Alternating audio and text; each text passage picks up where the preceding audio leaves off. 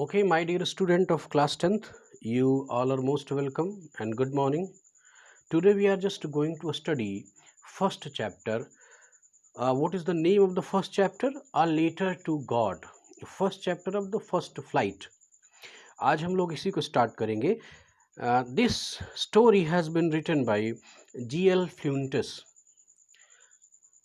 तो सबसे पहले before starting the real sentences of this story, we should understand and perceive what is the logic behind this story.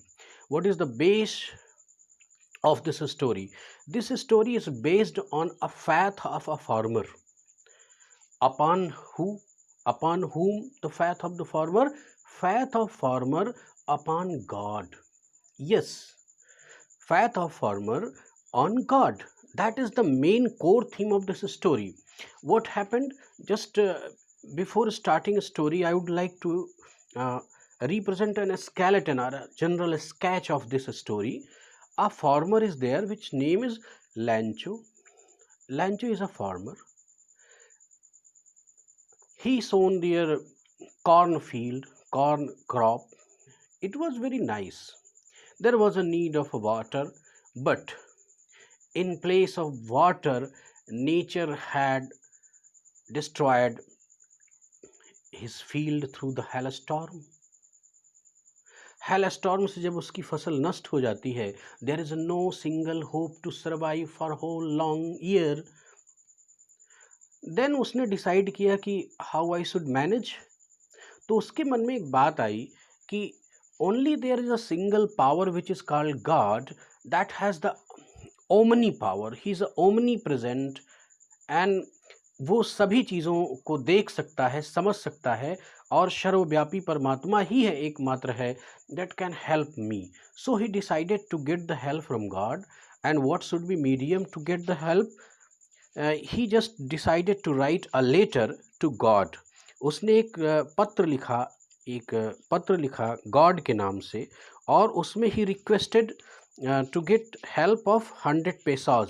That means the money, 100 rupee. मान लीजिए अगर आप Indian farmer होता तो 100 रुपीज़ की वो हेल्प मांगता. लेकिन कोइंसिडेंसली ऐसा हुआ नहीं. तो हुआ क्या? कोइंसिडेंसली उसको मिलते हैं 70 pesos, लेकिन वो नाराज हो जाता है. तो उसके दिमाग में बात ये नाराजगी की आई कैसे? ही thought that 100% rest of amount has been stolen by the peoples of post office, by the employees of the post office. तो इसलिए वो नाराज हो जाता है पोस्ट ऑफिस के एम्प्लॉइज के ऊपर. दरअसल यहीं पर कंट्राडिक्शन है, यहीं पर स्टोरी का कोर थीम है कि ये नाराज होता है पोस्ट ऑफिस एम्प्लॉइज के ऊपर. दरअसल हकीकत यही है कि पोस्ट ऑफिस के एम्प्लॉई ही कलेक्ट करते हैं कुछ पैसे और इकट्ठा कर उसको भेजते हैं in name of God. Yes, वो लेटर लिखता है टू गॉड और पैसा भी आता है फ्रॉम गॉड. लेकिन यही कंट्राडिक्शन है. अब देखिए, यहाँ पर भेजा तो लोगों ने, लेकिन उसका फैथ किस पर है? उसका फैथ है ultimate faith on God. That is the core theme of this story. So हम लोग देखते हैं कि इस स्टोरी को आज स्टार्ट करते हैं कि इसमें क्या है. The house, the only one in the entire valley, sat on the crest of low hill. एक लो हिल का अर्थ यहाँ पर है कि बहुत ऊंची पहाड़ियाँ नहीं हैं, छोटी छोटी पहाड़ियाँ हैं. उनके ऑन क्रस्ट का मतलब होता है, क्रस्ट का मतलब चोटी, ऑन द टॉप. वहाँ पर क्या है, उस पूरी वैली पर एकमात्र हाउस है, एकमात्र घर बना है. तो उस घर में कोई रह रहा होगा निश्चित रूप से. From this height one could see the river and the field of the ripe corn dotted with the flowers and always promised a good harvest. अब इसका समझे. From this height one could see the river. इस ऊंचाई पर से, जहाँ पर ऊंचाई पर घर बना है, उस घर से बैठ करके कोई भी बहती हुई नदियों को देख सकता है. And the field of the ripe corn, पके हुए मक्के के जो खेत हैं उनको देख सकता है. डॉटेड विद द फ्लावर्स, जो कि भरे हुए हैं. डॉटेड का मतलब छोटे छोटे छोटे छोटे फ्लावर से वो कॉर्न फील्ड्स भरे हुए हैं. That always promise a good harvest. और वो जो दृश्य है उससे ये पता चलता है कि नहीं इस बार फसल अच्छी होने वाली है। अ गुड हार्वेस्ट का प्रेडिक्शन कर सकता है, अर्थात वो जो दृश्य है डॉटेड फ्लावर्स का, वो बताता है, प्रॉमिस करता है। एक शब्द आया ना कि प्रॉमिस, प्रॉमिस किस बात का? अ गुड हार्वेस्ट, एक अच्छी फसल का प्रॉमिस कर रहा है, प्रेडिक्शन कर रहा है वो दृश्य, वो सिचुएशन, वो फूल, डॉटेड जो फूल्स हैं, फूल है, फ्लावर्स हैं, वो इस समय बता रहे हैं कि नहीं इस बार फसल अच्छी होगी। ठीक है। The only thing the earth needed was a downpour, लेकिन द ओनली थिंग केवल एक चीज की जरूरत थी, the only thing that was needed. Earth means यहाँ पर खेतों की जमीन से है, जो खेत है, फील्ड है, उनकी जो लैंड है, उससे अर्थ का यहाँ पर सेंस है। Needed was a downpour, downpour का मतलब एक बड़ी सी वर्षा की जरूरत है, भारी वर्षा की जरूरत खेतों को थी। अर्थात फसल तो बहुत अच्छी थी और बहुत अच्छी होने की संभावना भी है, लेकिन उसको पानी की जरूरत है, वाटर की जरूरत है। तो वाटर के लिए वहां पर artificial resources was not there, only rain was the source of water. तो उसने ये कल्पना की कि नहीं एक अच्छी सी वर्षा हो जाए तब फसल हमारी अच्छी हो जाएगी। डाउनपोर और एटलीस्ट अ सॉवर, एटलीस्ट अ सॉवर, या तो डाउनपोर अर्थात एक बड़ी वर्षा हो जाए, घनघोर वर्षा हो जाए, तेज वर्षा हो जाए, या सॉवर मतलब हल्की सी फुहार भी हो जाए तो भी फसल अच्छी हो जाएगी। अच्छा, through out the morning Lanco, यहाँ पर लेंको या लेंचो दोनों प्रोनाउंसिएशन अलग अलग जगहों पर मिलेगा इसका। अब ये वो फार्मर है जिसका नाम है exactly, through out the morning Lencho who knew his field intimately had done nothing else but see the sky toward the northeast। ध्यान रखें, नॉर्थ ईस्ट एक नॉर्थ एंड ईस्ट का कॉर्नर है, उसकी तरफ वो थ्रू आउट द मॉर्निंग मतलब रात में लेटा और मॉर्निंग तक वो नज़र उसकी कहाँ पर रही, पूरी सुबह तक कहाँ पर रही, ये देखता रहा नॉर्थ ईस्ट के साइड में कि स्काई पर कि कहीं बादल की संभावना तो नहीं दिख रही है, टूवर्ड द नॉर्थ ईस्ट की तरफ से, कि काश बादल आते और वर्षा हो जाती। तो यहाँ पर देखिए लैंको के बाद डैश है और इस डैश के बाद ये फिर आगे डैश है, हैड डन नथिंग। तो इसका मतलब बीच में जो सेंटेंसेस दिए जाते हैं वो रिलेटिव क्लॉज की तरह से दिए जाते हैं। तो morning Lencho who knew his field intimately, तो who knew his field intimately, यहाँ पर हु शब्द किसके लिए लगाया गया है? लेंचो के लिए। लेंचो जो कि पूरी तरह से अपने खेत की दशा दिशा के बारे में जानकारी रखता है, वो थ्रू आउट मॉर्निंग वो ये देखता रहा नॉर्थ ईस्ट की तरफ कि क्या कोई वर्षा की संभावना है, there is a possibility of rain. तो इस तरह से आगे पैरा देखें, now we are really going to get some water. Women, यहाँ पर वुमेन शब्द जो आया है वो अपनी औरत, अपनी वाइफ के लिए संबोधन कर रहा है कि मेरी वाइफ सुनो, now we are really going to get some water. तो लगता है कि कुछ हमें वर्षा मिलेगी, there would be some rain, ऐसी वो पॉसिबिलिटी नज़र, अपनी पॉसिबिलिटी एक्सप्रेस करता है। कौन? Lencho. The women who was preparing super, जो वुमेन थी जो कि प्रिपेयर कर रही थी, सुपर का मतलब यहाँ पर क्या है? ब्रेकफास्ट टाइप का नाश्ता अपनी फैमिली के लिए। रिप्लाइड, उसने कुछ रिप्लाई दिया, आंसर दिया, क्या? यस गॉड विलिंग, हाँ हो सकता है, भगवान की इच्छा। गॉड विलिंग मतलब भगवान की इच्छा, ईश्वर की इच्छा, हो सकता है कि वर्षा हो जाए। The older boys were working in the field, मतलब जो बड़े बच्चे थे उनके, लैंगचो और उसकी वाइफ के, यानी उसके जो बड़े बच्चे थे वो क्या कर रहे थे? फील्ड में वर्क कर रहे थे। While the smaller ones were playing near the house until the women call to them all. और जो छोटे वाले बच्चे थे वो घर के ही समीप, घर के ही पास वो क्या कर रहे थे? दे वर प्लेइंग, और वो तब तक खेलते रहे जब तक कि उनकी माँ उनको बुला नहीं ले कि चलो come come for breakfast, your breakfast is ready. तो बड़े बच्चे they were working on field और छोटे बच्चे they were playing near the house. Come for dinner, एक आवाज़ उसकी वाइफ देती है, कम फॉर डिनर, उन बच्चों को कि आ जाओ डिनर करो, breakfast is ready, dinner is ready. It was during the meal time, और ये जो इस समय ये जो कन्वर्सेशन हो रहा है वो कन्वर्सेशन का टाइम क्या है? Meal time. It was during the meal, that, meal मतलब भोजन का जो समय हो जाता है सुबह के भोजन का। It was during the meal that just as Lencho had predicted, और उसी समय लेंचो ने थोड़ा सा कुछ प्रेडिक्शंस किया जैसा कि big drops of the rain begin to fall in the north east. उसने क्या प्रोडिक्शन दिया कि big drop of the rain begin to fall, ओ वर्षा, एक अच्छी वर्षा होने वाली है, बिग ड्रॉप, बड़ी बड़ी ड्रॉप्स रैन की, वर्षा की गिरने वाली है। अर्थात उसके कहने का मतलब वो लेंचो उस समय प्रेडिक्ट कर रहा है कि बस पानी आने वाला है, बारिश होने वाली है।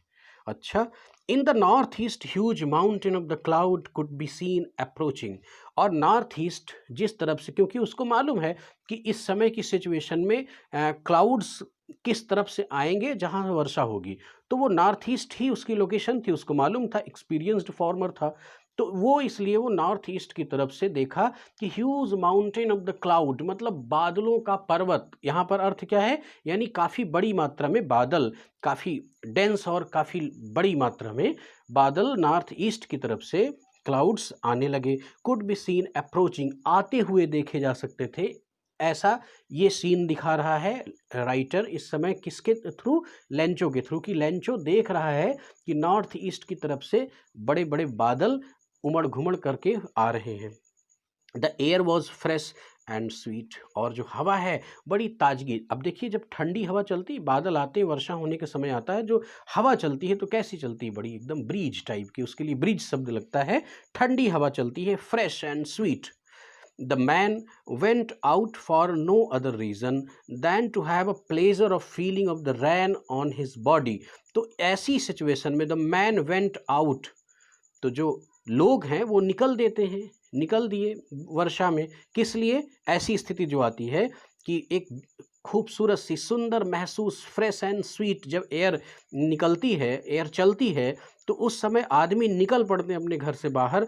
तो नो अदर रीज़न, कोई और रीज़न नहीं होता उनके निकलने का, than to have a pleasure of the feeling the rain on his body.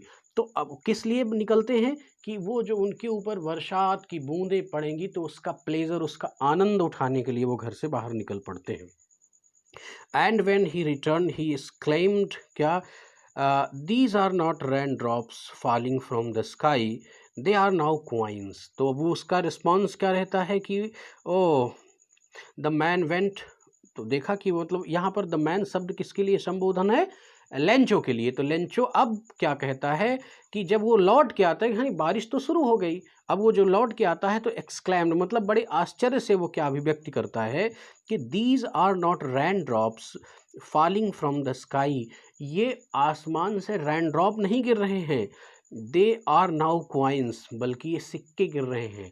तो क्या सिक्के सचमुच में गिर रहे थे, नहीं, that was the value of rain drop. वो ये सिद्ध करना चाहता है कि हमारी हार्वेस्ट के लिए, क्रॉप कॉर्न के लिए, ये जो रेन ड्रॉप्स हैं they are so beneficial like a coin.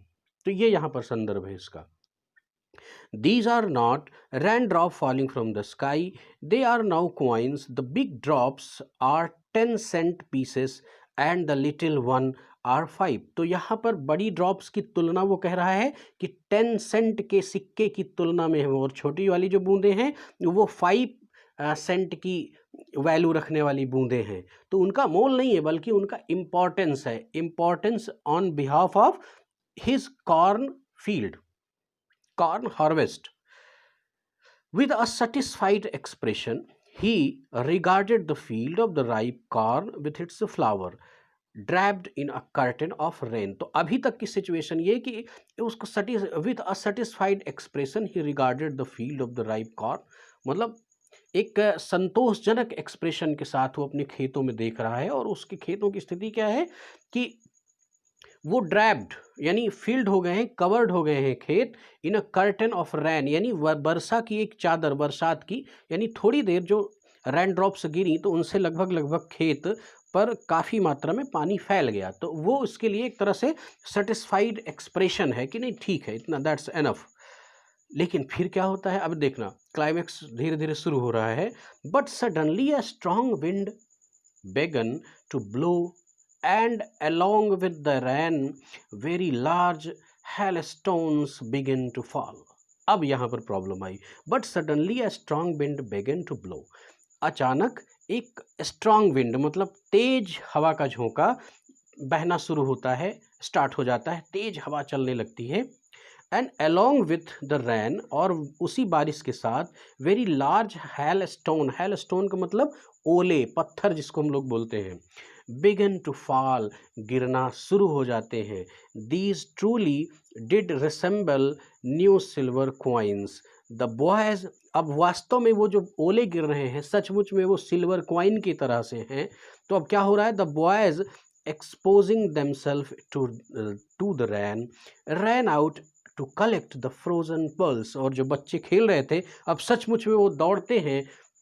Frozen का मतलब क्या है, फ्रीज से फ्रोजन बना, यानी बर्फ़ के वो जो पर्ल अर्थात मोती की तरह दिखने वाले पत्थर हैं, हैल हैं, उनको वो बिनने के लिए, उनको वो कलेक्ट करने के लिए निकल पड़ते हैं। तो स्टूडेंट, इस तरह से आज हम लोग यहाँ पर अपनी क्लास को समाप्त करते हैं। अगली क्लास में मैं अगले पैरे के साथ आपसे मिलूँगा। और स्टूडेंट, आपसे रिक्वेस्ट है कि जब भी आप अपने वीडियोस को देखें तो अपना नाम, अपनी प्रेजेंटेशन दर्ज कराने के लिए अपना नाम और पी, नाम के साथ डैश करें, पी फॉर प्रेजेंट, मतलब मैं ये समझ लूँगा कि आप इस वीडियो को देखते समय प्रेजेंट हैं। तो अगली वीडियो में मैं अगली क्लासेस लेके आपके सामने प्रस्तुत होऊंगा। तब तक के लिए थैंक यू वेरी मच।